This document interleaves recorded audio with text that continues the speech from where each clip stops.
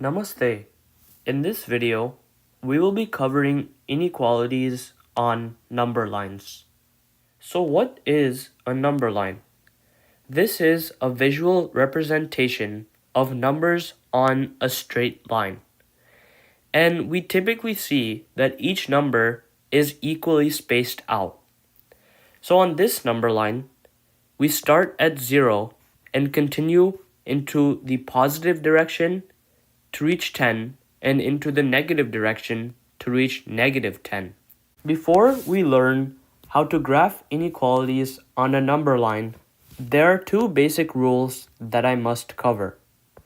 The first is to use open circles for greater than and less than.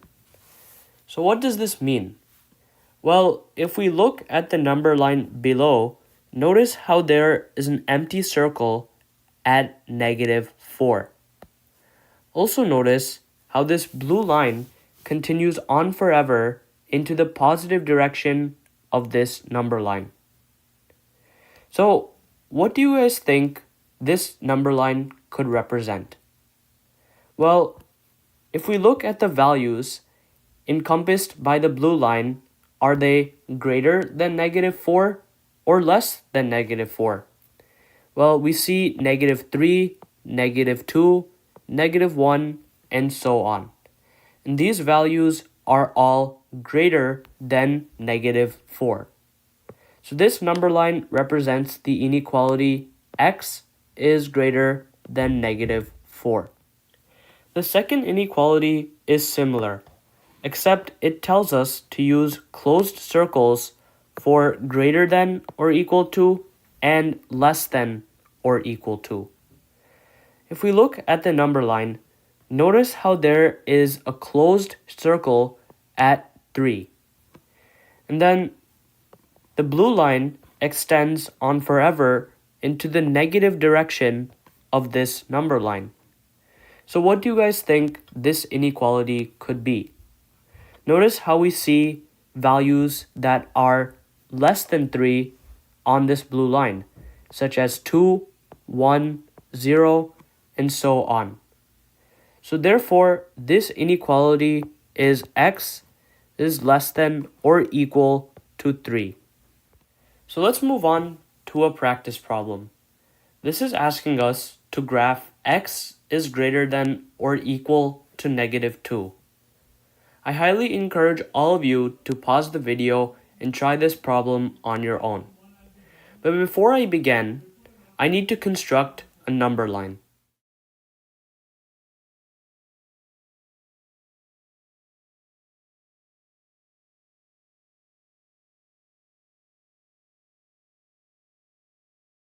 The first step is to graph where the inequality begins on this number line. That would be at -2. So the question is, do I need a closed circle or an open circle? Remember that if we have greater than or equal to, then we would use a closed circle. So therefore, I put one right above -2. So now we need to decide whether we extend this circle to the right side or the left side. The right side includes values like -1, 0, and so on. The left side includes -3, -4, and so on. Since we want to represent x is greater than or equal to -2, this would continue on to the right side to give us a graph that looks something like this. And it's very important to put an arrow on this line to indicate that this continues on forever. For our next problem, we're asked to graph x is less than 4. Remember that the first step is to locate where am I going to place my circle. Well, that's going to be right above 4. But the question is, do I shade this circle or do I leave it empty? Remember that when we have less than or greater than, the circle is empty. So that would look something like this. Now, decide whether we draw our line going to the left or right. Well, that's simple. We would draw it going to the left because this side includes values that are smaller than 4. And to end my graph, I simply draw arrows to indicate that this inequality continues on forever. For these next problems, we're asked to write the inequality of the graphs. I highly encourage all of you to pause the video and give them a go. So for the first one, we see that there is a closed circle at -4 and an arrow that continues infinitely onto the left side. How can we represent this using an inequality? Remember that when we have a closed circle, that means that we are dealing with less than or equal to or greater than or equal to. So how do we tell which one? Notice how the blue line includes the value -5.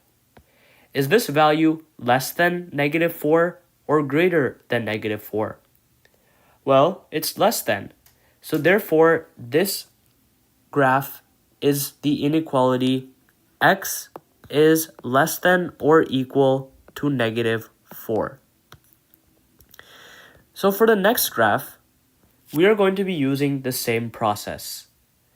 First, notice how there is an open circle at -1. Therefore, we are going to be dealing with greater than or less than. Now, how do we tell? Well, notice how this blue line includes the values of 0, 1, 2, and so on. Are these values greater than -1 or less than -1? Well, they're clearly greater. So therefore, this graph represents the inequality x is greater than -1.